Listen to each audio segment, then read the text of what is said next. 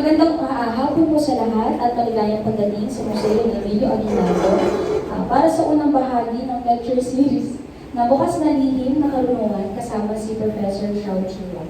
Ito ay hatid ng Ramon Aboitiz Foundation Incorporated, Casa Golondon Museum, Local Historical Communities Network, Museo ni Emilio Aguinaldo, Municipality of Kawit, and Kawit Tourism Office. Ang public history lecture na ito ay naglalayong maglagong ng iba't ibang mga pag-aaral at saliksik ng mga eksperto at inilalapit ito sa bayan. Para sa ikalawang bahagi nitong lektura ay tatalakayin ng ating tagapagsalita ang kahalagahan ng anting-anting sa iba't ibang mga labanan upang makamit ang ating kasalukuyan.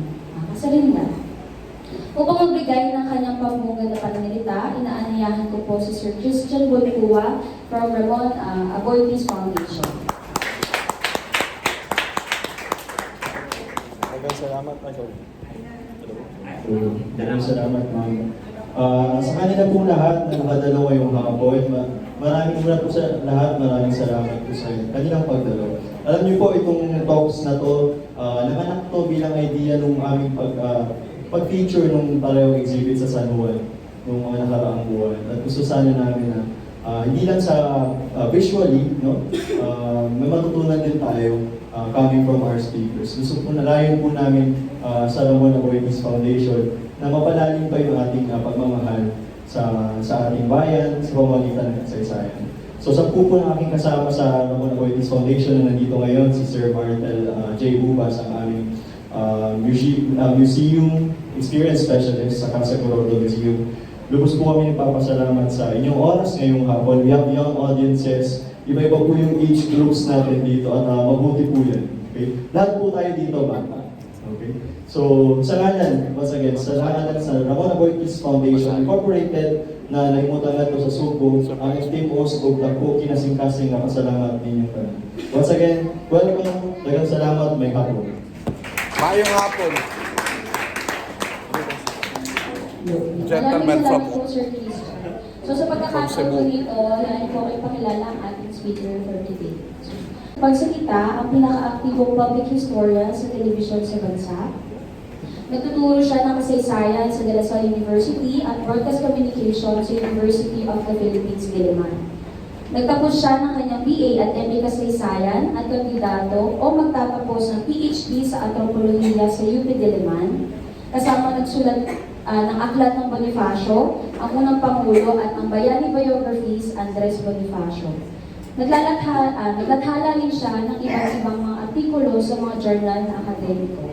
Siya rin ang Public Relations Officer at Board Member ng Philippine Historical Association or PHA. Lumikha ng Shout Time television segment na pinapanood ngayon ng mga estudyante at mga guro sa buong Pilipinas. Nagsusulat din siya ng column sa The Manila Times tuwing Martes at sa Pinoy Periodico. Noong 2022, siya ay pinangalanan ng Esquire bilang isa sa 100 most powerful Filipinos. So narito po si Professor Michael Charleston Xiao Chua. Salamat, Yvette. Salamat po sa Rafi, sa bumubuo ng National Historical Commission of the Philippines. Mga bata pa ako Gina, matagal na, no? Sa ating pamunuan po ng si Paulette, ano? Hello, ma'am. Mayayari tayo dyan.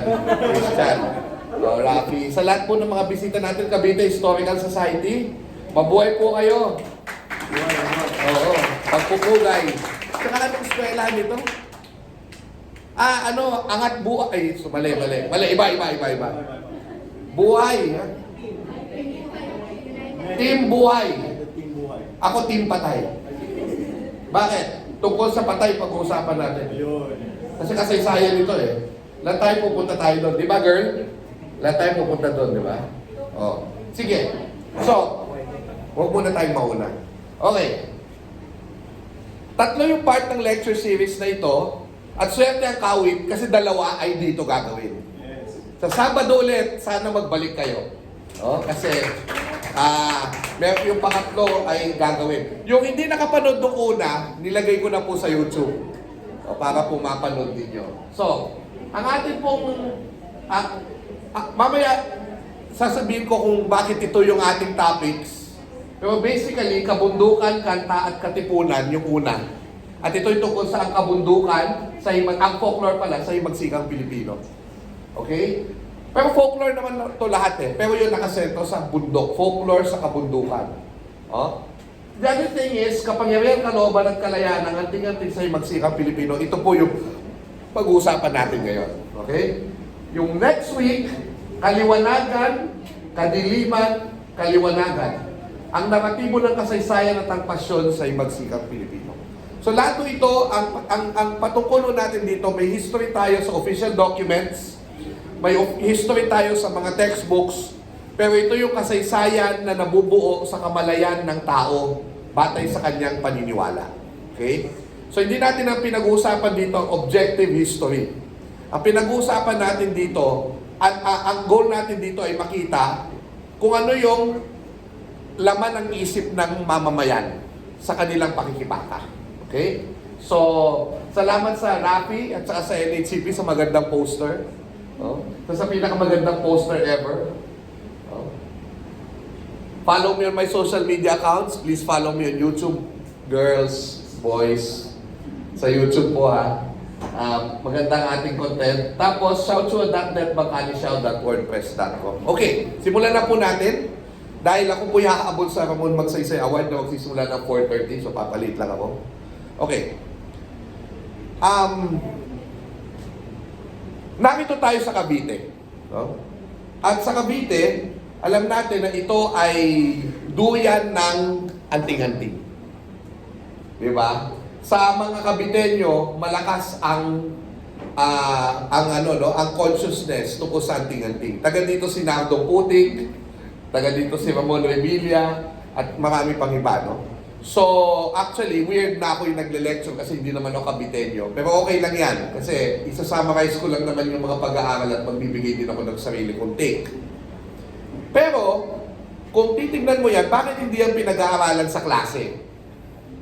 Kasi nga hindi siya bahagi nung iniisip natin na konsepto ng history.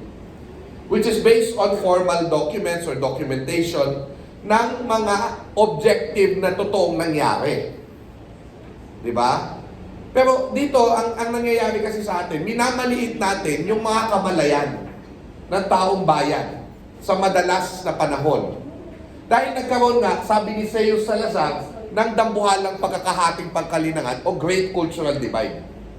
Ano ibig sabihin nun? Nasakop kasi tayo, and late during the Spanish period, may mga Pilipino na nag-aral ng kamalayang Europeo. You get me? So, nag-aral sila, pero ang isip nila, European. At dahil doon, ang tingin nila sa history ay objective. No documents, no history. Pero sa Pilipino kasi, ang kasaysayan ay mula sa salitang saysay. Ano ang mahalaga sa atin? At ang saysay, bahagi ng saysay, paniniwala. So, isinasama natin sa revolusyon at sinasama natin sa pagtingin natin sa ating pagkabansa ang ating mga paniniwala. At ang paniniwala, tandaan nyo, hindi objective reality yan. Sa faith, yes. I mean, talking about faith, I believe in Jesus Christ, di ba? I believe in God the Father. We believe. But these are things that we cannot prove because they are in the realm of the heart. Di ba? At napakahalaga ng puso. I hope nakukuha kayo kahit na parang abstract, ano? So, dito ko sinasabi, may kamalayang ilustrado, may kamalayang sa bayan. Diba? So, kamalayang ilustrado, kamalayan sa bayan. So, yan. So, ang titingnan natin ngayon, yung realm ng kamalayan ng bayan. Diba? Kasi tama yung mamaya. So, nasa bahay tayo ni Emilio Aguinaldo, reconciliation tayo ngayon, ha? So, Andres Bonifacio, walang away dito. Okay. Si Andres Bonifacio, founder ng Katipunan, di ba? Of course, si Emilio Aguinaldo ay sumali sa Katipunan eventually. Pero may mga iba pang na-influensyahan ang Katipunan, ang ilang mga trabahadores ng Port of Manila. At yung mga trabahadores na yun, hindi sila taga Maynila. Sila yung taga Visayas. No? At isa sa mga nagtatrabaho doon, si Pantaleon Villegas Alpag. Si Panty. Si Pantaleon Villegas, a.k.a. Leon Kilat. Okay.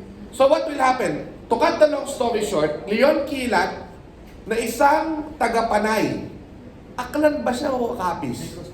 Ay, Negros pala. Si Pantaleon. Negros pala, sorry. Hindi Aklan. Negros.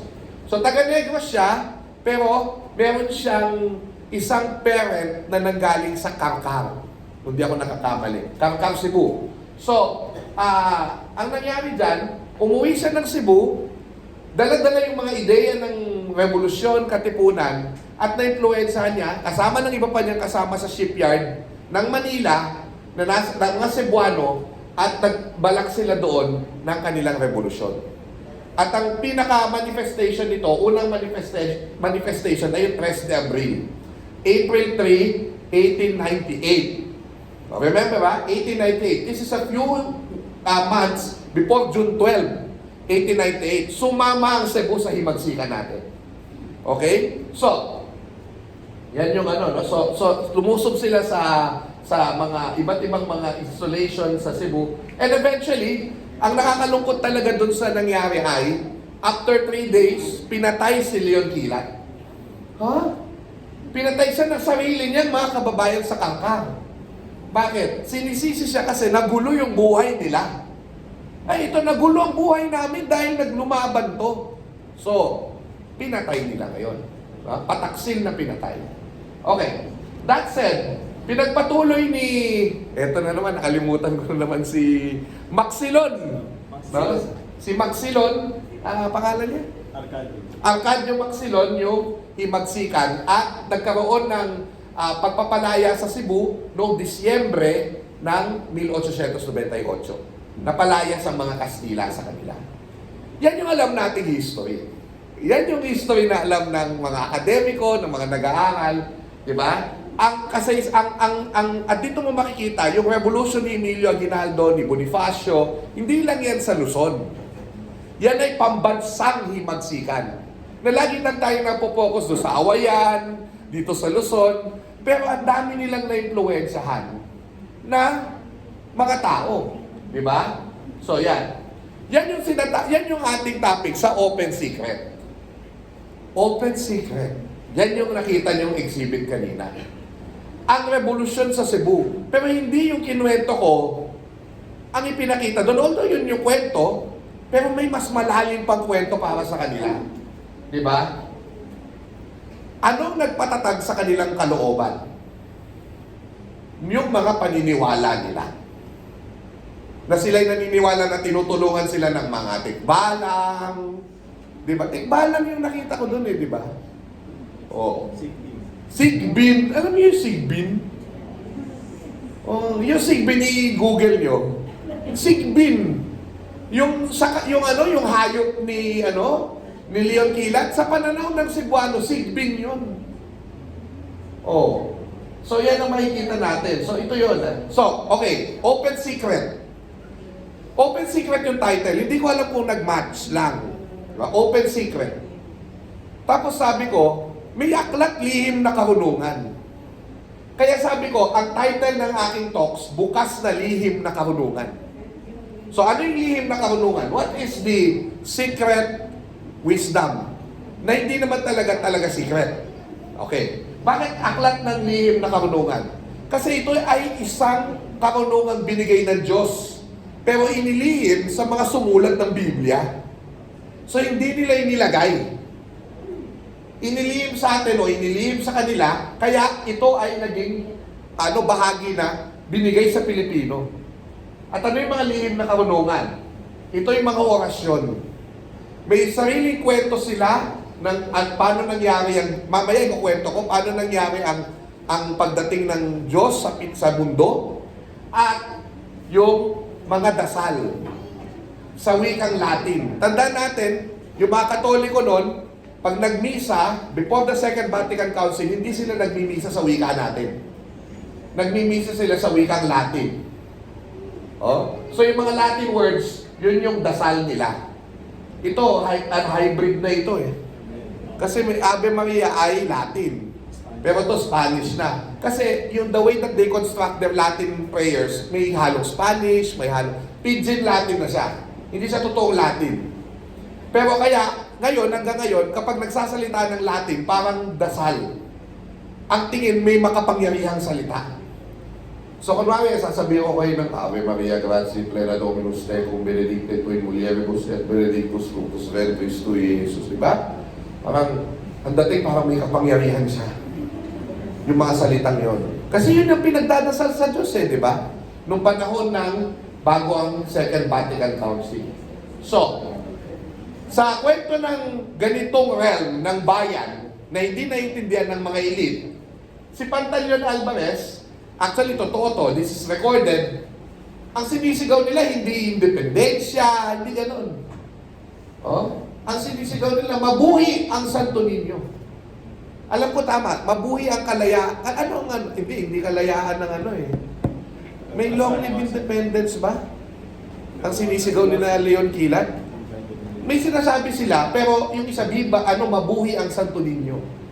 One of the recorded kasi di ba Santo Niño de Cebu, di ba? Bato, balani, sagugma, magnet of the heart. Di ba? Malapit ang Cebuano. So, sinisigaw nila yung Santo Niño. Sa isang memoir ng isa sa mga participant ng 3 de Abril. Kita natin yan doon sa exhibit. Nandun siya, si Santo Niño. Okay?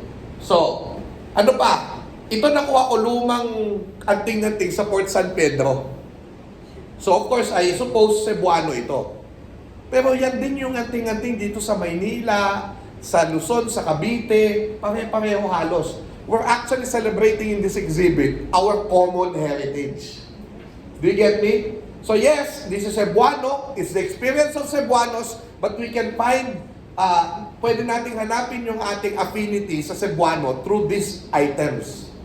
Anting-anting. So nakakita kayo kanina, did you see it earlier? Hindi nyo napansin na yan yun. Yan yun pag maliwanag. Nagdidilim kasi siya, nag-glow kanina. Yan ay isang original na anting-anting. Na luma, nung unang panahon pa. Yan din, nakita nyo kanina nandoon. Okay? So, nandun din yung mga karunungang lihim. Nandun yung mga dasal. Diba? Nandoon. Sige. So, sa consciousness sa Cebuano, di ba, ayan yung sigbin, ito. Ito. Yan na sigbin. O, may tikbalang pa. O. Ano to, Maria Purisima ba yung ano? Oo, Concepcion. Tapos San Nicolas ito. Tapos mamaya may Nazareno pa dyan. O. Now, ang pag-usapan natin dito, yung Visayan concept ng gahum. Ayon sa pananaliksik ni Dr. Michael Paluga, isang anthropologist.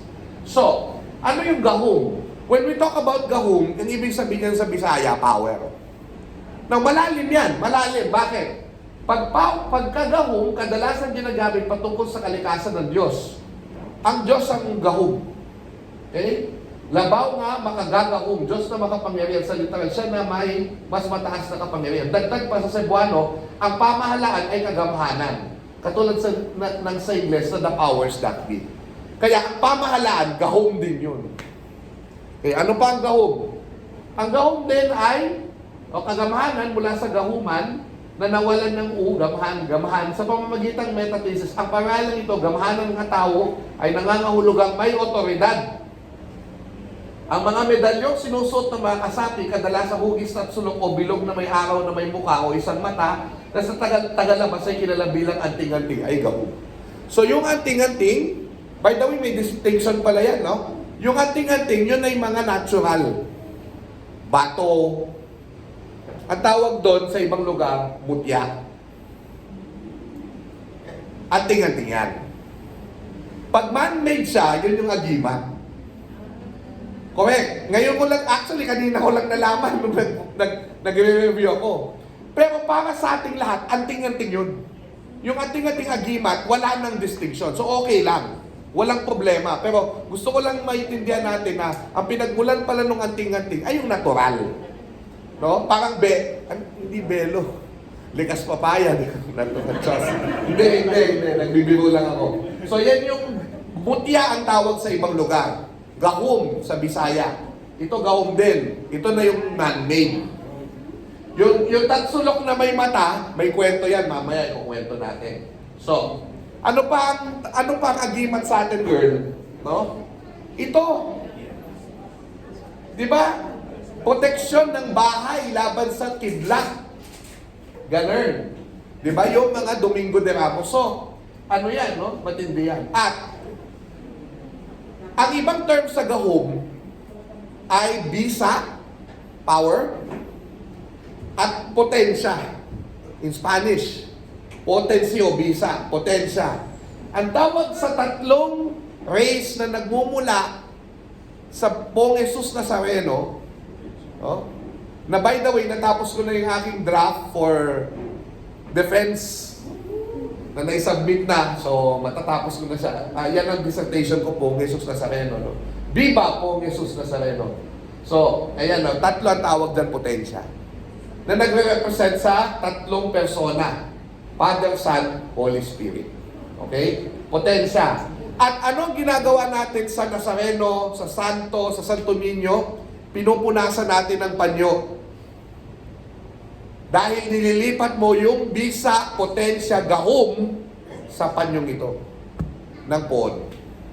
Ganyan din yung ginagawa pag namatay sa Cordillera, pupunasan mo yung patay dahil yung huling mga juice niya na lumalabas sa katawan niya, ipapahid mo sa sarili mo para malipat yung gahom sa'yo o yung bisa o yung potensya. Okay? So yan ang mga connection yan. Again, we're talking about Cebu, we're talking about Luzon. Bakit ganon? Bakit may isa lang tayong may pagkakaiba minsan pero may pagkakapareho? Yan ay dahil nanggaling tayo sa mga Austronesians. Na yan ang kanilang paniniwala. So ito ay panyo ng Nazareno na may gahom kasi pinunas ko na yan dun sa Nazareno, no? Dun sa imaheng matanda, no? So kaya sa Quiapo, di ba? Yan ang sentro ng Katolisismo sa Pilipinas sa totoo lang. Kaso baka magalit ang Santo Niño de Cebu, magagalit ang Baclangan, di ba? Manila Cathedral, magagalit din, di ba? Pero huwag na natin pag-usapan kung sino ba. Ang mahalaga ganito. Katolisismo yan, di ba? May mga aral ng simbahan. Pero naroon yung mga anting-anting, mutya, hindi mo mapigilan. Kasi, ang tingin ng Pilipino sa Katolisismong yan ay ate. Hinalo na nila yung ate. So kaya yung nagtitinda ng mga ganyan, naroon sa Quiapo. Doon pinakamalakas. Sa Baclaran, wala. And I don't think so. Meron siguro pero kasi sa ibang parokya, binabawal yan eh. Binabawal ng parish priest. Oo. So, yan. So, yun. Kaya sabi na yun, ayan nakita nyo, Nuestro Padre Jesus Nazareno. Kita nyo yun, no? So, may kamalayan din sila niya. Okay, sige. Ayon kay Professor Vicente Villan, sa kanyang pag-expand ng study ng gahom, hindi lahat ng gahom ay mabuti. So, may mo nakabatay sa kadiliman, o ibig sabihin ka walang katwiran. So, yan, ang gahom niya ay para sirain ng kaayusan, at yung kaayusan na yun ang lipunan na ipinagtatanggol ng mga bayani sa Epicot kasaysayan. Yung kaayusan, yung pagkakaugnay yung lipunan, yung anak-tatay, sirain mo yung sakop pinuno. Kapag sinira mo yung nakabatay sa kawalang katwiran, sinisira mo yung kaayusan. Anak magulang, sakop may sakop, mamamayan sa kanyang creator, at maging ang kanyang kinagis ng tradisyon at pananampalataya. So yun yung sinisira mo pag masama yung gahom mo. So may gahom na mabuti, may gahom na masama. Alright. Sa Antique, sa ating butihing lady senator from Antique, Ed Malabon. Ayan. Sa Antique, ayon kay Dr. Alicia Magos, meron pang isang concept. Ito yung concept of willpower or sa Ilonggo, dungan. Dungan. So ano yung dungan? Ito yung energy, spirit with a will of its own that resides in the human body that provides the essence of life. Apart from denoting an alter ego in soul stuff, the dungan as presently understood refers to such personal attributes as willpower, knowledge, and intelligence, and even the ability to dominate and persuade others. Ang tawag doon, dungganon nga tao. So may gamhanan nga tao, powerful person. Sa Ilonggo, may dungganon nga tao. So ano yung dungganon nga tao? Matinding katalinuhan, malawak na kaalaman at matalas na kaisipan, intellect. Isa pang bahagi ng dungan, hindi pagagaping willpower at kumpiyansa sa sarili. Yung sobrang confident. Oh? Lumili ka ng yaman at may maningning na reputasyon. Mahusay na bukadura, malaking kakayahan na ipailalong sa kanyang ibang tao at kontrolin ang mga kaaway. Karisma. At kakaibang swerte. So yung lagi kang nananalo sa loto, lagi kang nananalo sa sugal. Yan ang dungan. So pwedeng ituring ito na parang sa Chinese na chi. Now, adunggan nga tao, more or less, siya in a way, nape-personify niya yung human anting-anting. Nasa kanya yung power. Diba? Halimbawa, sino ba ang isang example, nung ako ay nag-thesis on Imelda Marcos, ginamit ko yung dungan na framework. Kasi siya yun eh. Kasi si Mrs. Marcos. So, ang lahat ng tao ay may dungan, ngunit ilan lang ang may malakas na dungan. At makikita natin na ang mga unang-unang panahon, ang dato babaylan ang larawan ng mga dungganon. Pero magkakaroon sila ng, ang tawag dito?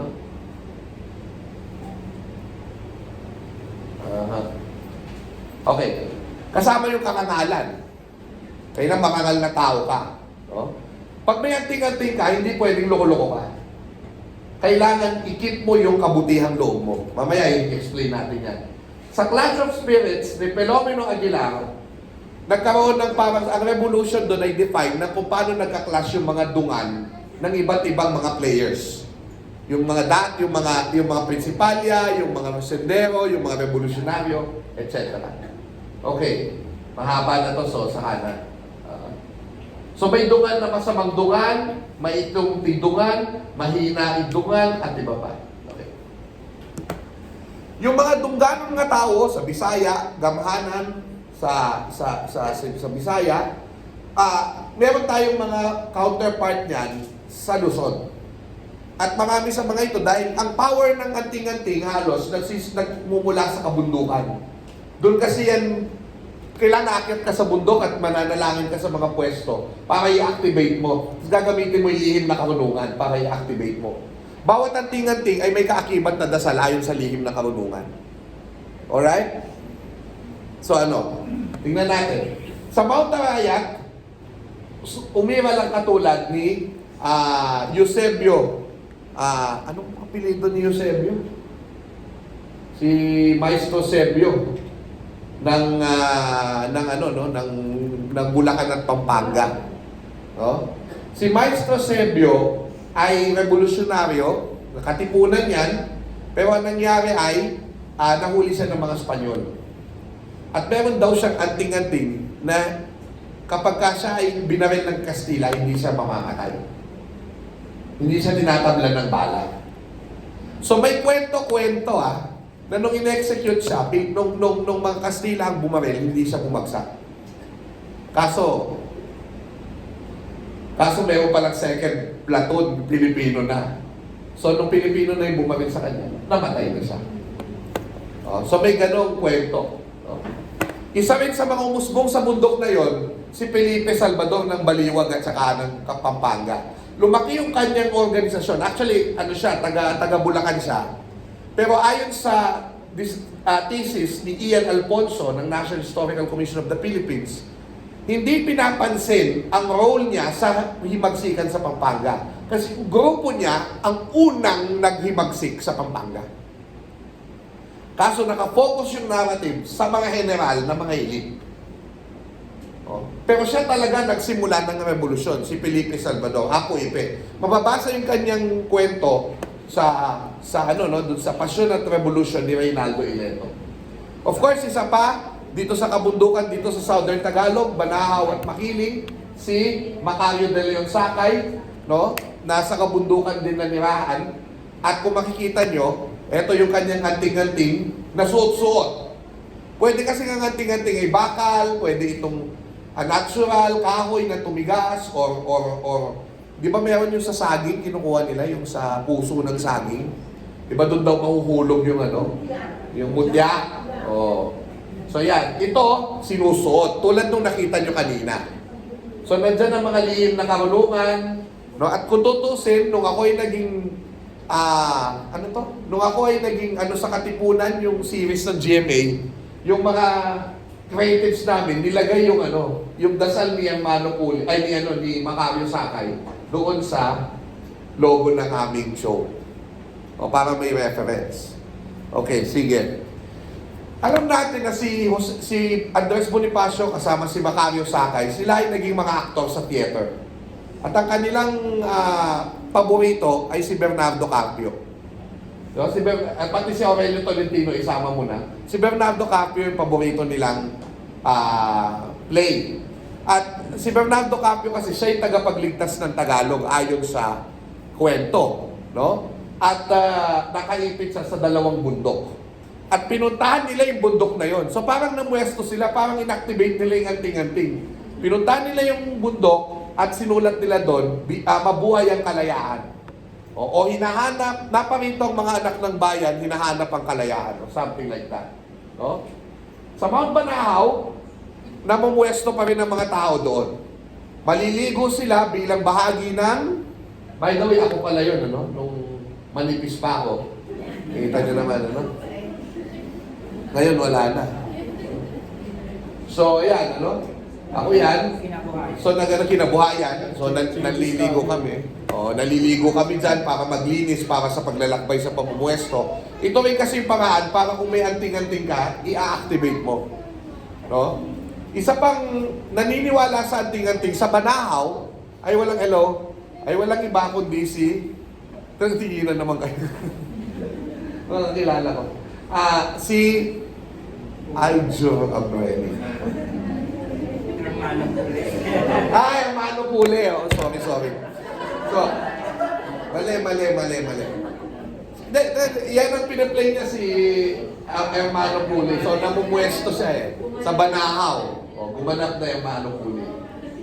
So, si Mano Puli ay isang religious leader na naniniwala din sa anting-anting. Pinagsama niya ang Katolisismo at ang sinaunang paniniwala natin. At alam natin na nanalo muna sila nung sila nilusob to defend themselves, pero nung nag-reinforce, natalo sila, namasakay yung Kupradiya at binaril si Hermano Puli at pinaghati-hati yung kanyang katawan. Makapangyarihang tao itong si Hermano Puli. Ito yung tunay na dungganon ng tao. Bakit? Kasi hindi nakalimutan ng tao yung kanyang ginawa. 2 taon ang lilipas, o 1 taon, 2 taon o 1 taon, kasi sinalvage siya di ba? Mag-aaklas yung mga taga-Tayabas. Yung tinatawag na Tayabas Regiment Revolt. At kinuha nila yung Fort Santiago. One night, nakuha nila ang Fort Santiago. Ang pinakauna recorded na pananakop ng Pilipino sa Fort Santiago. First ever and last, yan ang nangyari dyan. At ang sinisigaw nila, kalayaan.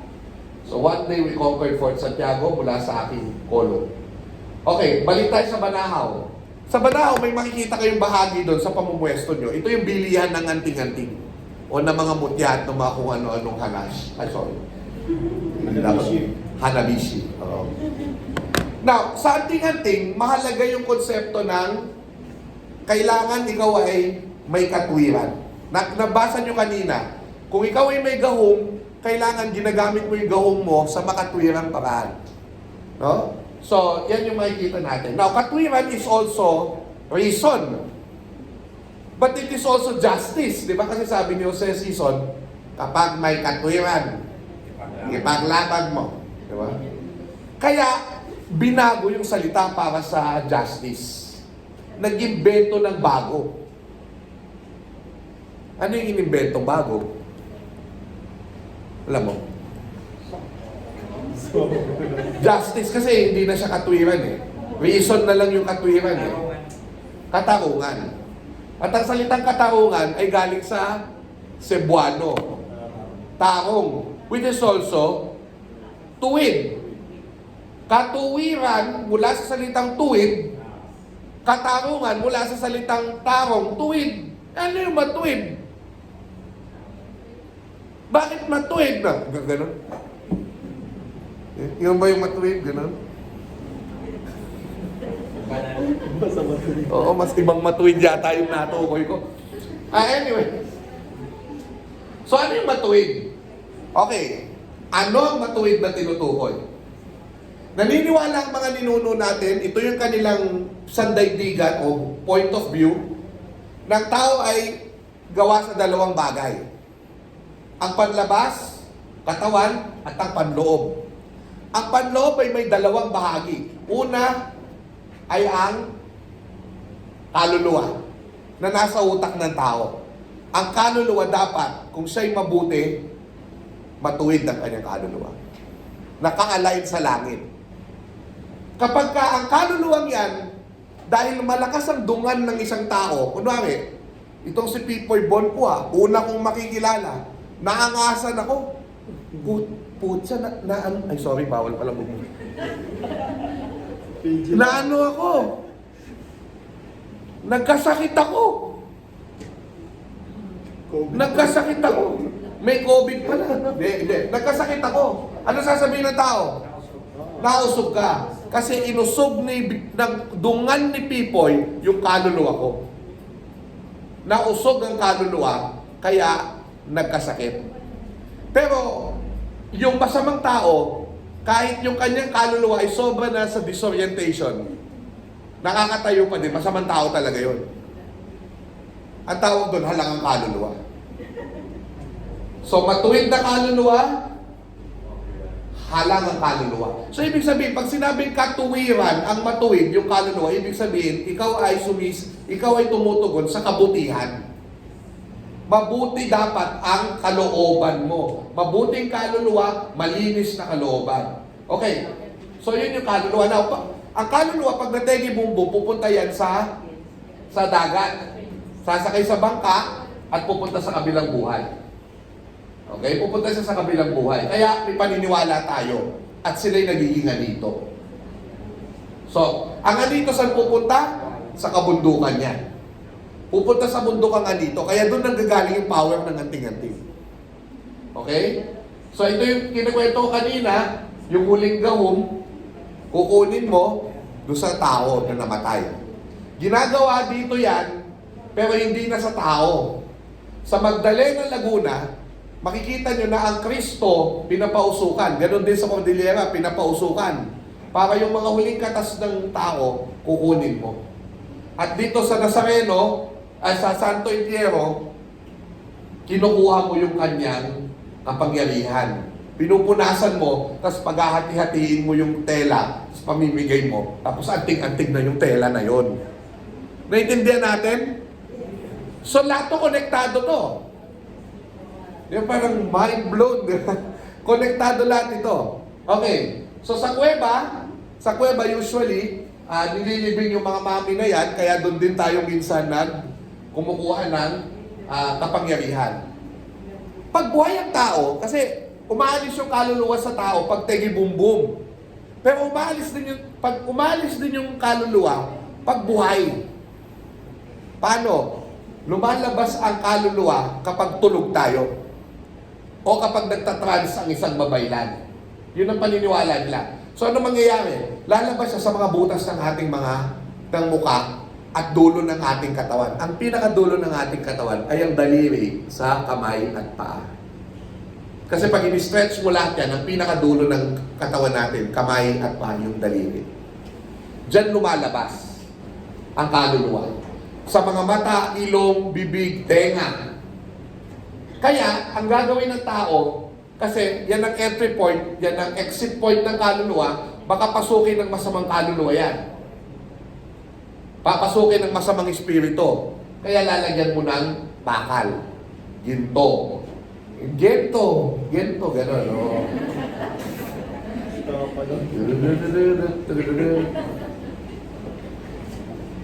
Diba? Uy, oo, diba? Ano tayo? 18 kami. 18. Nag-iba sila ng pangalan, ano? Alam mo na ba yung issue na yun? Hindi mo na sila pwedeng tawagin dun sa pangalan nila eh. May issue eh. Okay lang sila naman ng mahal lima, di ba? Ng mahal nating lima. So, makinig po kayo ng awit ng mahal lima, ha?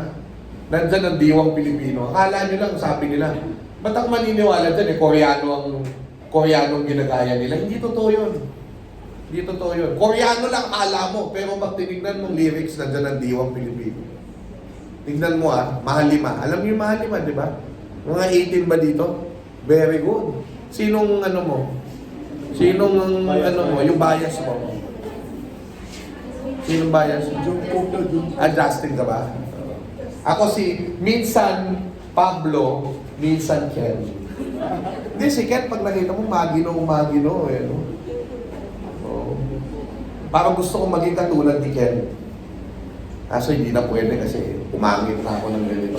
Anyway, tuloy natin. Gento, no? So, nagsusundan gento ang mga ninuno natin. Yung gento na yan ay anting-anting nila. So, kaya naglalagay sila sa hikaw, sa ito, dito sa daliri, kasi entry point, exit point yan. Ano to dito? Yung ankles, then anklet, bracelet, necklace, lahat. Pati sash, pati belt. Ito belt, yung isa, ay nawala yung belt, girl. Nawala yung belt. Ayun. Tapos pati sa patay nilalagyan ng gento. Para hindi, pasukin ng masamang kaluluwa. Okay? Yan po yun. No? Ang warriors, kapag maraming gento, hindi makakalaban, di ba? Na-imagine nyo ba? Hindi makakalaban. Kaya anong mangyayari? Kailangan yung mga bagani, yung nagbibigay ng serbisyo sa bayan ng walang inaasahang kapalit. Bayani came from the word wani, kaya kawani ng pamahalaan. Yes. Itatato yung anting-anting. Tinatato, batek. So, ibig sabihin, pag nanalo kami ng labanan, binabatek ka rin, dumadami ng anting-anting mo. Pag marami kang batek, ibig sabihin, skilled warrior ka, ang tawag sa'yo batikan. Anting-anting din yun. So, pag magaling kang bayani, batikan ka. Okay? Sige. Dito sa ating exhibit, hindi ko alam kung napansin nyo, may painting yung may anting-anting. Ito yung sinilip nyo eh. Ang katabi niya doon unang exhibit, yung ninuno natin yung bagani. So ito yung may anting-anting nakasuot sa kanya, bago na yung anting-anting. Bago na yung anting-anting, yung lumang anting-anting yung sa bagani. Okay? So yan festival ng mga anting-anting. Saka ng mga ano ito? Sigbin. At saka yung duwende? Duwende. Layin natin to mula po sa History Channel.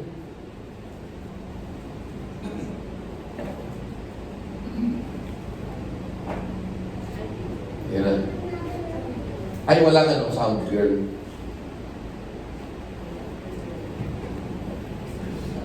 Ha? May bati naman si Ismael. Ismael, happy birthday. Happy birthday niya talaga. Happy birthday to you.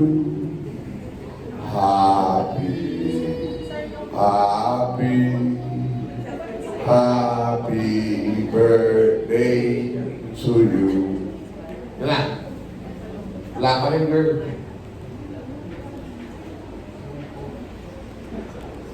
Sige, papatugtugin ko na.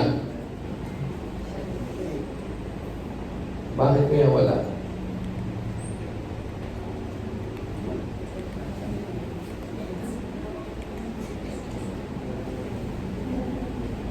Tapos naghang pa.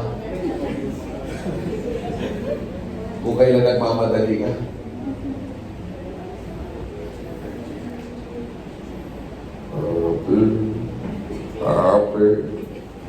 Happy birthday to you. Mamaya-maya kong kababayan. Ako po, Lilipod Joseph, si Prestala. Meron pa lang, kala ko yung Centennial President natin. Ay, Centennial President. Kaya natin to. Marami akong memory si Gina. Kasi si Gina nandito na nung nandito ako. Kaya natin to.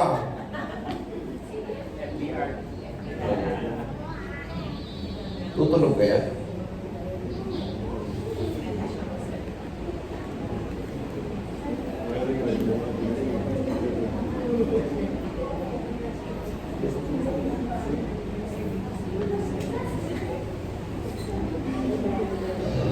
Ayan na. Ayan na. This is the promise of the Unti-Unti, the magical apples of the Philippines. They are sold in vast quantities. The Unti-Unti for anything you desire. It gives wealth. It gives power. It gives success in business. It gives charm for women, and it gives you a good life, a comfortable life, and basically goodness to your heart.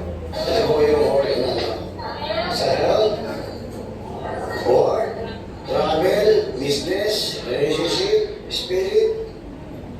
Unti-Unti sellers promise invisibility, protection, healing, and even invincibility. Yun. So, ano yung punot dulo? Bakit yung anting-anting nakakapagdulot daw ng lahat? Ng lahat. Tangay lahat. Health, love life, travel, di ba? Balik tayo dun sa paniniwala sa kaluluwa. Kaluluwa dito, di ba? Ang kaluluwa pag matuwid, gumagana yung life force sa kanyang atay. Ang tawag doon ay ginhawa. Kaluluwa, ginhawa. Pag matuwid ang kaluluwa, giginhawa ka. So, kaginhawaan. Ano yung ginhawa? So, pag matuwid ang kaluluwa mo, giginhawa ka. Yun yung magandang health. Lahat yung sinabi ng kuya. Di ba? Magandang health, comfortable life, no? Yung hindi ka nagwa-worry, peace of mind, lahat yun.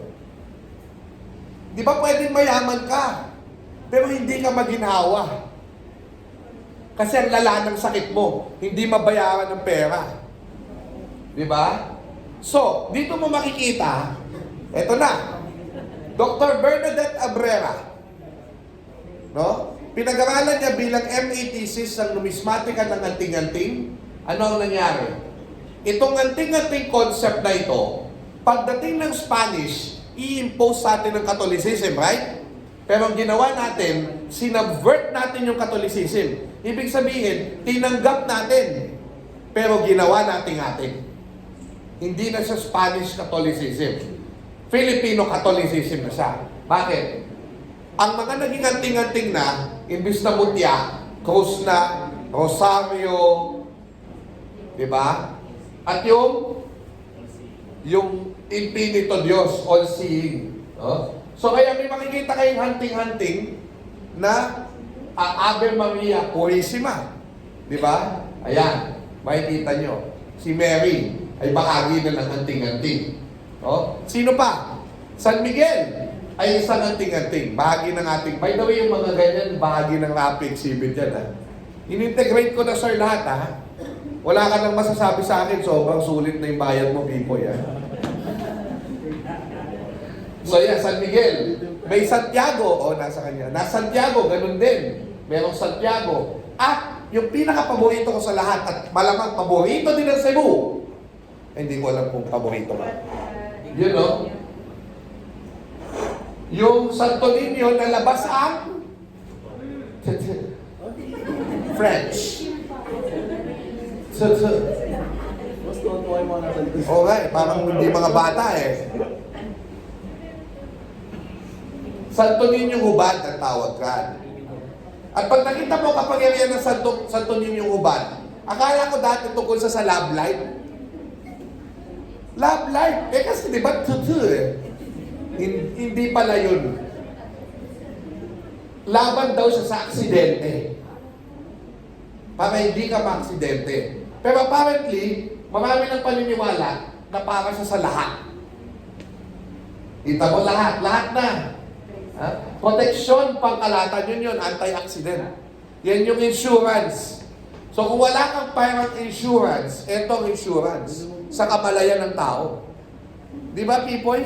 Maganda yung sinabi ni Pipoy sa akin nung huli. Nung huli kaming nagkita nung lecture Ito, ang ganda nung framing mo Kasi sabi mo, ganito nyo nakikita yung may magsikan sa Cebu. Pero nung pinakita mo yung Sigbin lahat yan, pero ang bayan, ito yung nakikita nila. Ito yung kwento sa kanila. Alam ko na yan, pero putya, iba yung pagkasabi mo parang nagkaroon ako ng awakening. May gahong pa. May gahom ka. Oo naman, Pipoy. Malaki ang gahom. Iba-iba yata. Okay. Kasi yung Jose Rizal, saan siya dinadakila ng mga Rizalista? Sa bundok. Bakit? Dahil ang anito, ang kaluluwa, bumabalik sa kabundukan. Kaya, in many ways, siya ay anting-anting na anito pa para sa mga Rizalista. Dalawa ng purpose niya, Rizal bilang anting-anting, Rizal bilang anito. Okay. Kaya sa Rizalista groups, marami yan. Parang 100 yata sila doon sa Banao. Makikita niyo lagi yung mata. Yung sinasabi mo, sir, all-seeing eye. Omnipotente, omnisciente, no? Ayun, kita nyo? Mata. Ang tawag ng tatay ko, matahari. Yung matahari, spy yun Di ba kailan yung spy? Matahari. Mata. Na nasa triangle. Mata. Ang lihim daw na pangalan ng Diyos ay Jose Rizal. Bakit? Kasi Hobe Rex al Dios. Hobe, Dios. Rex, hari. Al lahat. Hobe Rexal, Jose Rizal. Hindi, no? Ito masaya.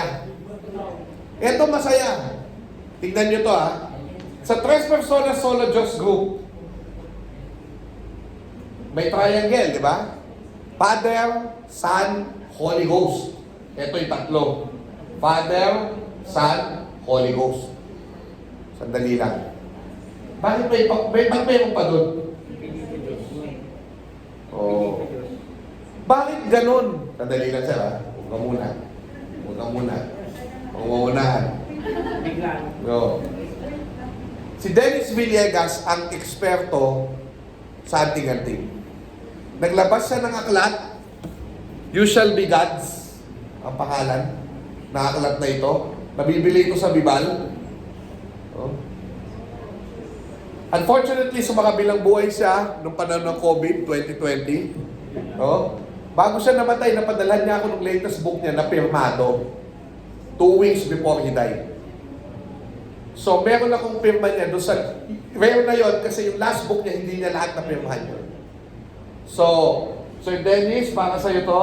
And You Shall Be Gods. Second edition na yan. Nung namatay siya, ni-release.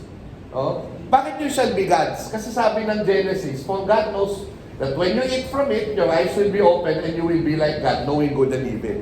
Talking to the fruit, kaya tayo nagkasala. Pero yung fruit na yon, knowledge yun, para sa Pilipino, hindi kakulangan yun. Nung kinain natin yun, nagkaroon tayo ng karunungan. Matindi to matindi. So, ibig sabihin, sinasagpang niya yung teolohiya ng Kristyanismo. Kasi tinanggap niya yung Kristyanismo, pero gusto niyang manatili sa diwa ng bayan. This is mind-blowing na sobrang pinakita niyo sa exhibit niyo. Diba? So, isa pang eksperto sa anting-anting, si Ninita Pambin. Anting-anting, o kung bakit nagtatago sa loob ng bato si Bathala. Okay, ito yung kwento dyan. Ito yung kwento. Okay. Nakita niyo sinasabi ni Kuya kanina. May 3 persona, tapos may isa pa. Sino yung isa na yun? Okay. Ganito yung nakalagay sa mga dun sa mga aklat na lihim. Nagpadala ang Diyos sa lupa, pinadala niya yung kanyang anak, si Yeshua, si Jesus. Tapos na-realize niya, sa mundo pala na ito, meron ng Diyos. Ang pangalan Bathala. Ang galing, di ba? So sinabi nila, nagpadala ang Diyos ng tatlo. Yung tatlo, pinadala yung anak. Yung si Jesus. Pero pagdating niya sa lupa, may Diyos na. No? Parang lolo niya yata ito. Lolo niya o kalolololohan. So, ang nangyari, kinokompel ngayon ni Jesus si Bathala. Babautismuhan kita. Ayaw ni Bathala. Bakit mo ko babautismuhan? Nanggaling ka sa akin. Yun yung kwento niyan. Kaya sila nag-aaway. Nag-aaway yung tatlong persona. Nag-Royal Rumble. No? Yung tatlong persona at saka yung infinito. So yung tatlong persona, infinito. No? Bakit siya naging infinito? Okay, ito yung mito. No? God the Father sent Jesus to earth telling him, you are God on the face of the earth. So sabi ni God the Father, God ka Jesus sa face of the earth. Parang nung nandun siya sa earth, may God na. Yan. When he came down to earth, what he saw was sea. Because he was God, he was able to turn sea into earth. This he did by speaking Latin. Now, since he was told by his father that he was God on the face of the earth, he was quite surprised to discover that he saw the traces of another. May Diyos na doon sa lupa. Sabi, I am God here. Why is that something has left traces here before me? So he said, wherever you are, I'll give chase to you.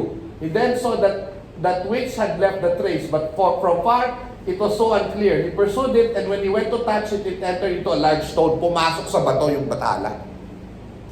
Pumasok sa bato yung Bathala. Ayaw magpakita kay Jesus. So sabi ganyan, well, he said, this thing that I am chasing is really clever. Magaling, who are you? Sabi nung Bathala, ako'y Diyos, tulad mo. Sabi ni Jesus, kung ikaw ay Diyos, lumabas ka. Di ako lalabas. Kala mo. Bakit mo sinasabing Diyos din ako? Because alam ko kung bakit ka dumating dito ay para maglikha. No? At ikaw ang maghahari sa mundong ito. Pero Diyos din ako katulad mo. At hindi ako magpapakita sa iyo at dahil at ako ay under sa kapangyarihan mo. Okay. So, that we can understand one another, di lumabas ka. So, they tried to force one another till finally the voice in the stone said, since you are trying to force me, bless this. Nilabas niya yung thumb niya doon sa bato. Loko din eh. Yun lang ang nabautismuhan. Kasi sabi niya, if that's all, then all right, I will bless, baptize it. But that means your whole body is affected. Napadamay. Yes, I am indeed under your kapangyarihan. And after baptizing it, Jesus covered the thumb and said, from now on, you are infinito Diyos, if God you are. So, yun ang naging bago niyang pangalan. Siya na si infinito Diyos. No? Medyo nakakatuwa yung kwento, di ba? Parang ang playful, no? Pero kaya, nasa bato. At yung bato na yon, pwedeng interpretation din nun, yung bundok. Ang tawag sa mystical na bundok ay boord. Bundok boord. No? So, ayan yung tambo. Ayan yung tambo. Bibitas-basan niya yung tambo. Na pumasok siya doon sa bato. Yung triangle na yan yung bundok board. Nasa loob siya ng bundok. Yun yung triangle, yun yung bato. So kaya nasa loob, nagtago sa bato si Bathala. Nandun siya sa bawat anting-anting. Galing, di ba? So okay. So, isa pang simbolo ng Bathala ang araw. Araw. Oh?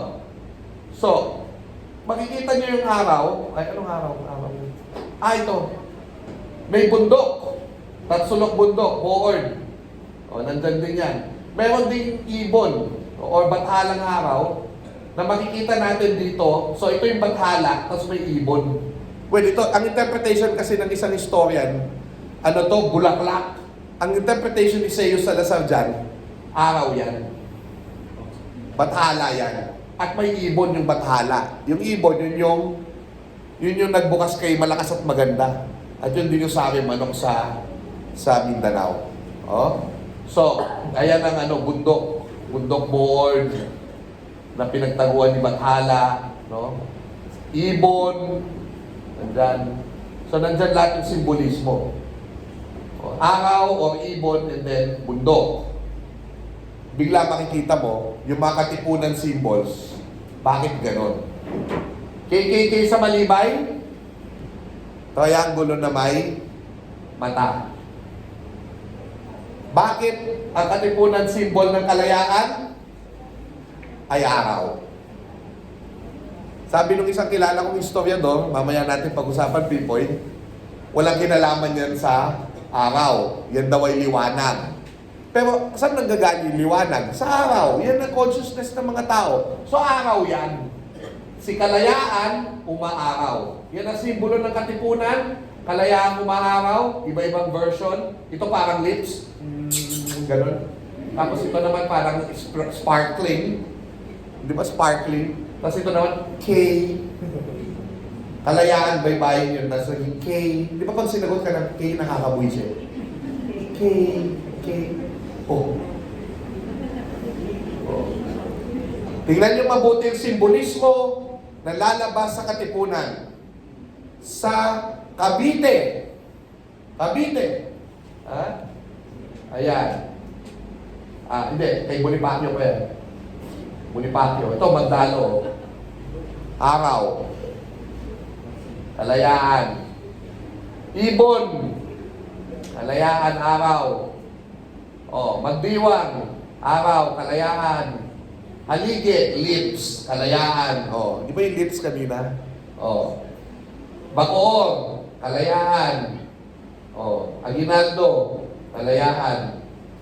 Bonifacio, war standard, araw. Diba? Ito. Sakay, araw, kalayaan.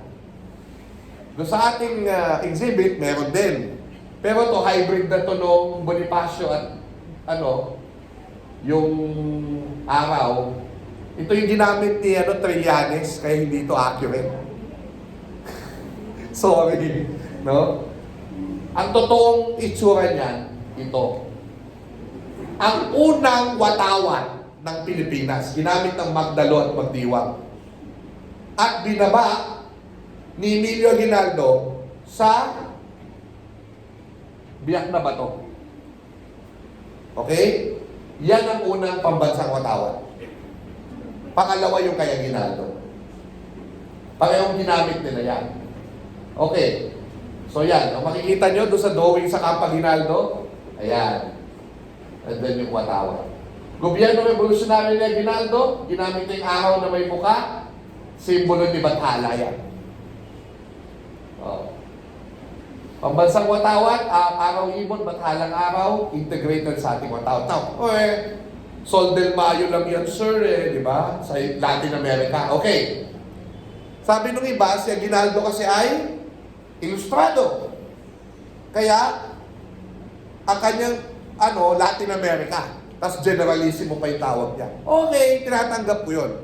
Pero hindi ko maalis sa isip ko na yung mahalaga yung simbolo ng araw, hindi lang kay Aguinaldo, kundi dahil sa bayan, dahil ito ay simbolo ng Bathala na nasa anting-anting. Kaya madali rin naka-identify sa simbolo ng watawat natin ang mga Pilipino. Alright? Maliwanag? Okay. So pag tinignan mo yung mga lisa-lisa sa Cavite, ay sa Quezon, anda na naman yung impinito, no? Sinabi sa akin ni Kuya Muloy, yung isa sa mga leader doon, ang sabi niya sa akin, pag tinignan mo yung watawat ng Pilipinas, triangulo, yung star may may star, at meron nasa gitna na figure na araw, simbolo, Bathala. Sino pa yung Bathala na nasa triangle? Yung may mata. Diba? So pag tinignan mo daw ito, yung araw, pinagsama to, pag tinignan mo daw, yun daw ang watawat ng Pilipinas. Ay simbolismo ng anting-anting. Yan ang pananaw sa bayan. Tayong mga NHCP, sasabihin natin, hindi totoo yan. Sasabihin ni Xiao Chua, hindi totoo yan. Pero sa kamalayan ng bayan, yan yung umiiral. Okay?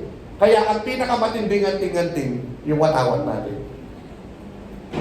Yan pinakamalakas na gaong. Sa watawat na yan, napakaraming namatay. Namatay at nagpamatay para sa bayan. Diba? So, dahil ang araw ng itong sinasayang, wala na si Gina. Itong araw na dinadakila natin ay araw ni Aguinaldo. Ang araw ng Bathala ay araw ni Aguinaldo. Pag-usapan natin si Aguinaldo. Dito tayo magtatapos kay Aguinaldo. Okay. Ano ang meron kay Aguinaldo? Okay. Sabi nila, ilustrado siya. Actually, si Aguinaldo ay in between. In between. Una, di siya nagtapos. Drop out ng litran. Naging kabesa siya. Mayaman ng magulang niya, pero hindi sila Maynila. So, ano ang ibig sabihin? Hindi siya nakapag-aaral tapos, marami sa kanyang paniniwala din, nanggaling din sa bayan. So, may mga kwento that he neither confirmed nor denied na ang dating isa siyang mystical na tao. Okay, ano yung unang-unang mistisismo na makikita natin sa buhay ni Aguinaldo? Sabi nila, ang paniniwala nila, nakikita natin to sa ating exhibit, yung may tikbalang, may kapre, di ba? Nasa daw ay may kaibigang kapre dito sa bahay na ito. Ang gusto ko itanong kay Gina, kung saan ba galing yung nasan yung kapre daw? Di ba naputol na yung puno kung nasan yung kapre? Alam mo ba yun? Nakwento sa iyo yun. Dapat nandito si Gina eh. Di ba, ano ba yun? Ano nga ba yung balete ba yung nakatayo doon? Chico. Pero yung isang Chico, okay pa eh, di ba? Yung isa, pero may mga Chico, basta may favorite rin si Aguinaldo na nabagsak nung bagyo. Recent, very recent, mga 10 years ago. No? Na nandun yung kapre. Saya, no? So, siyempre, ang baho-baho nun, tapos nag-yoyosi. No? Kaibigan daw niya yun. Minsan daw, makikita daw ang general na nandun sa bintana niya, may kausap ang sarili niya. Ang sabi nila, ayan, kausap na naman niya yung kapre. Ayan, nandyan na si Gina. Oh, hintayin natin si Gina. Oh, sa magkukwento. Kasi si Sagani Medina, inipon niya yung mga folklore tukol kay Aguinaldo. No? So, ayan, Tita Gina. Tita Gina, may role ka dito. Hindi kasi tinatanong namin, anong puno yung bumagsak na yun yung favorite na puno daw ni General? Hindi ko yung dito lang yun. Chico? Paborito na yung Chico. Mas sabi saksi din sa... Yun nandyan. Pero saan nakatira yung kapre? Doon po sa may, sa may... Doon sa ilog, di ba? Ha? Caballero. Caballero.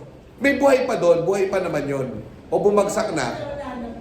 Nakita lang yung nakalagay doon. O yun, Caballero 3.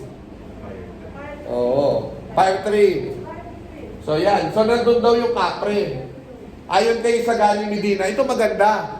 Si Sagani Medina, na isang historiador, taga Novaliches, naging Caviteño, no? Ano? From Nabalenya. Ano siya? Cabiteño from Corridor. Ako corridor pala, oo. Sino yung taga Novaliches, yung nanay niya? No. From Nabalenya is Dr. Calairo. Ay, pala, oo nga pala. Nahalo ko na si... O, tama. So, si Medina na taga Corridor, tama. Napanood ko yung pelikula niya eh. The mother of Dr. Medina is from Naik. Naik. Kayo yung mga donya. Sa Pasay na. Oo. Pero, ano to eh, ito sa mga historian, gusto ko siya kasi na intindihan niya yung kahalaga ng folklore. So dahil dyan, nai-record yung folklore about Aguinaldo. So ano yung folklore tungkol kay Aguinaldo? No? Na meron nga siyang kapre na kaibigan. At yung isang kwento lang naman to, di ba? Sa kamalayan ng tao, mahalaga itong kwento ito kasi that made Aguinaldo a leader that people will follow. Kasi may kapre siya na nung lumus, di ba may tulay dyan sa may Camino Real, di ba? Anong tawag sa Real lang? Camino Real. Itong tundahan na to, no? May tulay dyan. Yung di parating yung mga Kastila. Eto bahay, ayan ang bahay. Alam niyo yung nangyari?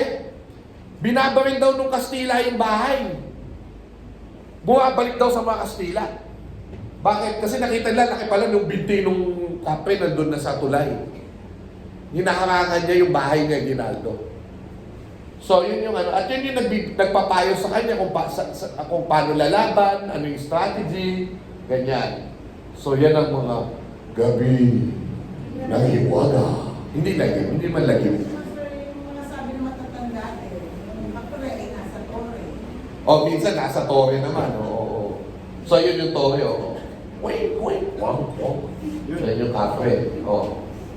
Na, ang alam ko, nagbigay din yung kapre ng anting-anting, ano? Di ba, may binigay din yung kapre ng anting-anting. Tinanggap ng batang Aguinaldo. No? Kaya naman, naging formidable din yung Aguinaldo sa laban. Marami siyang pinanalo. Di ba? At ito yung itsura ng bahay nung panahon ng Philippine-American War. So, alam natin yan. Ayan yung Spanish, no? Mga Spanish nung pupunta sa bahay niya. No? Nakita yung malaking binti ng kapre. Oh. Ayan. Tapos isa pang kwento tungkol kay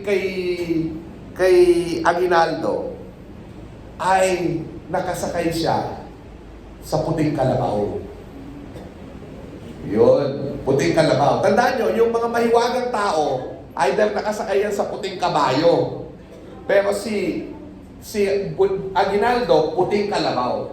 So, kaya pag nakita nyo, sa buong bahay daw ni Aguinaldo, buong bahay niya, may kita niyo yung kalabaw. Well, ang sabi lang niya, favorite ko yung kalabaw kasi hardworking. Yan daw ang Pilipino.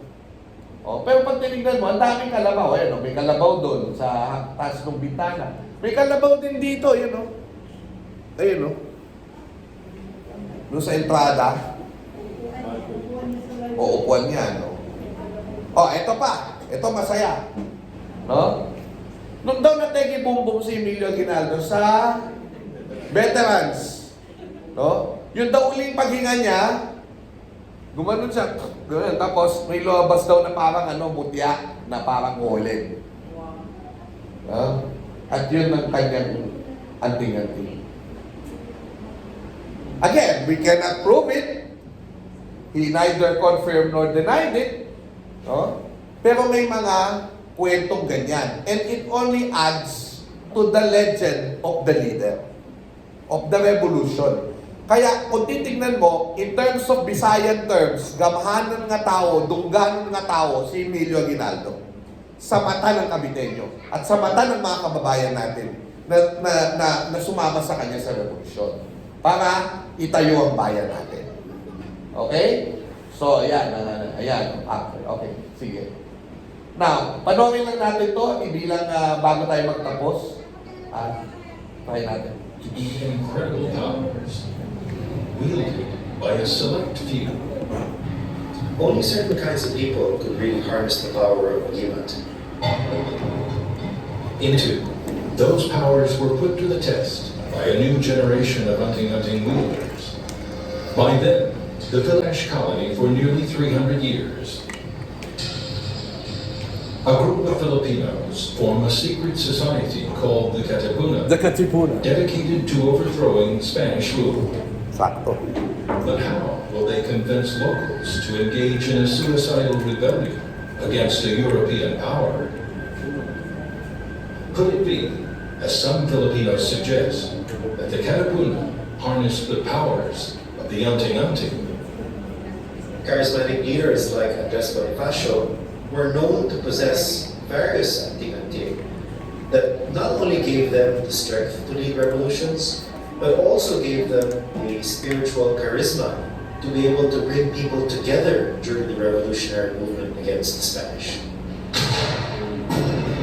In 1896, the population of the Philippines rises against the Spanish. It's an almost instant bloodbath, with entire regiments of Filipinos wiped out. As the war drags on, leaders of the rebellion gain almost legendary status. Stories are told of each wielding specific anting-anting, evening the odds. Emilio Jacinto was said to be holding an anting-anting called Santissima Trinidad.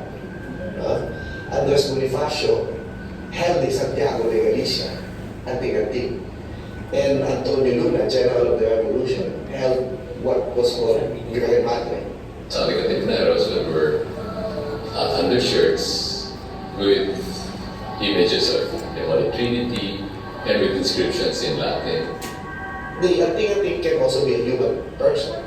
General Emilio Aguinaldo, there are stories circulating that he neither confirmed nor denied that he had 2 kids with him, always. And these 2 kids serve as his anting-anting. One of them is a flag bearer, and the other one holds his Remington for him. They believe that these 2 kids are the one that gives power to Aguinaldo. They're like the lucky charm. To the Spanish, revolutionary belief in the power of the anting-anting seems suicidal. Pitting magic angels against bullets should be a recipe for disaster. Instead, after a bloody war, the Filipinos emerged victorious. Perhaps their faith in the anting-anting was not misplaced. So yun. Okay din. Anting-anting So, nakita niyo kanina, so ang ganda no, that we're talking about this in this exhibit, and this exhibit is here in the Aguinaldo Museum. Nakita niyo yung huli-huli yung kawit, di ba? Because we won the revolution. And the Proclamation of Independence is the evidence of that. Di ba? We won the revolution against Spain. Di ba? So, ang gusto ko lang ipakita dito, ganito, ano? If we're talking about the saysay of the anting-anting, it's a superstition naman yan eh. Okay, ito yung tinuturo dito sa atin, no? It's all about kabutihang loob. Ang anting-anting talaga is just a symbolism of what the aspiration of any person is, and that is mabuting kalooban. For the Katipuneros, it's not enough to fight. Hindi sila bobong masang sugod ng sugod at walang ibang alam na gawin kundi maging violente. Andres Bonifacio, Emilio Jacinto, no? And at a certain point, Emilio Aguinaldo believed na dapat ay mabuti muna yung kalooban natin bago tayo lumaya. And this is different from the republicanism na civil rights lang. Ibig sabihin, malaya ka kung may civil rights ka, kung nakakaboto ka, kung express ka ng sarili mo. Hindi lang yun. For the Katipunan, ang kalayaan ay magsisimula sa mabuting kalooban. Then giginhawa ka, and then yung pag maginhawa ka na, doon ka tunay na malaya. Walang kalayaan kung walang ginhawa. Walang ginhawa kung walang mabuting kalooban. Walang katwiran, walang matuwid na kaluluwa. Yun yung iniingatan ng anting-anting. Okay? So, pag makita natin, ang gusto talaga ng Katipunan ay pag-isay ng loob at kaisipan ng lahat ng Tagalog upang magkaroon ng katwiran, matuwid, at kaliwanagan. E sasabihin ni Pipoy, ba't ganun sir? Delete naman kami kasamang mga Cebuano dyan. Eh kasi sabi, Tagalog lang eh. Nag-footnote pa rin lolo mo.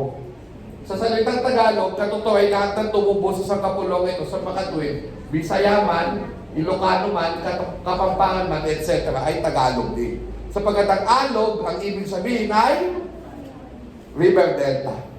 Taga-alog. River Delta. Okay. At ang kaunang utos ay sa Kastila ay pag-ibig sa bayan tinubuan. Hindi pumatay ng Kastila.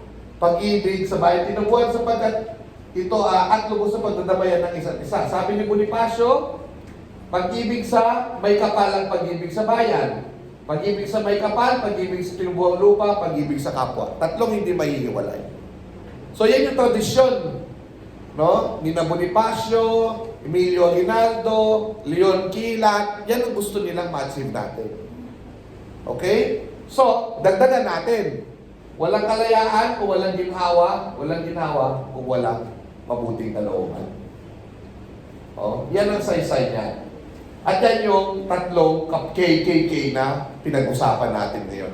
Gamit ang anting-anting. Kapangyarihan, kalooban, at kalayaan. It's all about pakikipagkapwa. Pag-ibig sa bayan, pag-ibig sa kapwa, pakikipagkapwa-tao. Yun ang simbolo ng anting-anting.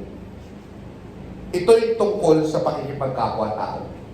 Diba? Yung nakikita mo yung sarili mo sa iba, diba? Yung nangagkakaisa kayong magkakalahit, magkakapatid. Diba? At itinatanghal nyo yung pinakamatindi nating anting-anting, yung ating bandila at yung ating pagkabansa. Mula EDSA, mula Cebu, hanggang Kawit, hanggang sa bawat sulok ng bansa ito. Oh? Kaya maraming po salamat at mabuhay ang bayan!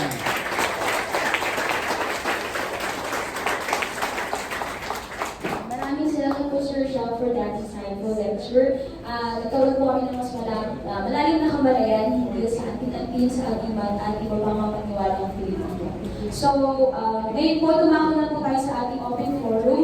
We could entertain 2 to 3 questions po only dahil short time po tayo sa time. We could raise our hands na lang po. May questions tanong ba? po. Wala. Papasahin lang ako. Ayan. So, wala po tayong questions. Ayan. So, since wala po tayong Okay na. questions, tumako po tayo sa ating pagbigay ng token. Ayan. Upang ihandog ang token ng... Madali lang. Kukuha lang ako reaction. Okay naman. Okay. Ayos. Bata, mga bata. Cavite Historical, okay naman po? Ay, hindi, meron daw. Yun, meron na si ma'am. Clarification only, di ba sabi mo may dalawang kasamang bata, Mm. si Miguel Aguinaldo. Nabasa ko lang po yun. Kaya yung may dalang barel At watawan. Remington ay si Juan Villanueva, yung po ang tinatawag Ay, na wow. si Juan Muti. The name of that boy is Juan Villanueva, and there is a street there in Imus named after a small boy. So, si Juan Villanueva ay totoong nag-exist. Oo, nag-exist. Ganda. Pero sa ano siya, natumanda pa siya? Yeah. Tiga-Imus po. May street po na tinatawag na Juan Muti. Salamat po. Yan, ang ganda ho nung info na yun, no? Salamat. Very good, very good. Ayan. Thank you po. Thank you. I hope you enjoyed. Marami pong salamat. Mabuhay. Maraming salamat po. Upang ihandog ang token of appreciation sa ating tagapagsalita, inaanyayahan ko po ang curator ng Museo ni Emilio Aguinaldo, Miss Paulette Bedrus at ang mga staff ng Aguinaldo Shrine. Ito lang po tayo sa mga.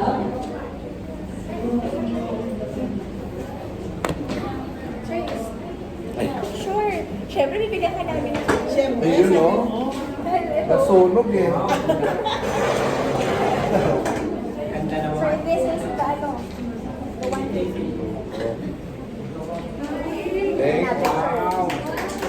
Naiyak naman ako.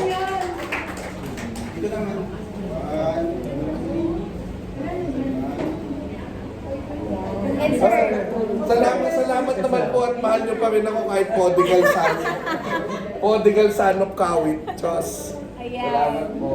Ay, okay na na picture na. Thank Thank you. you. May picture na. Thank you. Thank you.